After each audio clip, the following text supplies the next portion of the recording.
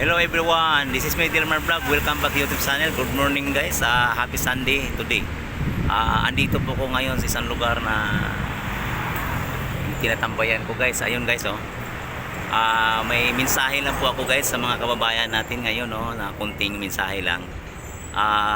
Alam nyo guys, simula pag alis ko dun sa bahay, may dalawang na-disgrasya dadaanan ko.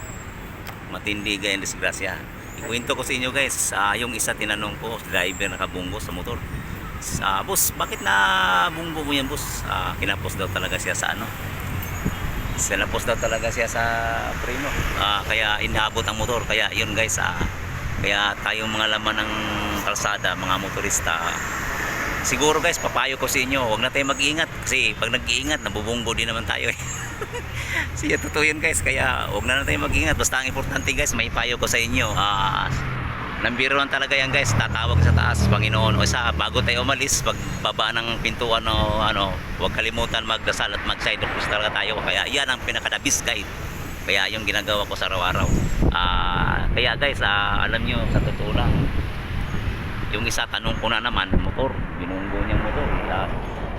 Kasi kinapos daw siya, ang lakas ng takbo, kinapos niya sa preno, kaya tandali. Pero okay naman guys, wala naman silang ganong mga damage. So okay lang, hindi naman sila. Ayun guys, kaya guys, salamat. Yun lang po ang ipaparating ko sa inyo, kunting kaalaman sa mga nagmumotorista, alam lagi ng kalsada sa araw-araw tulad ko. Kaya huwag na tayo mag-iingat.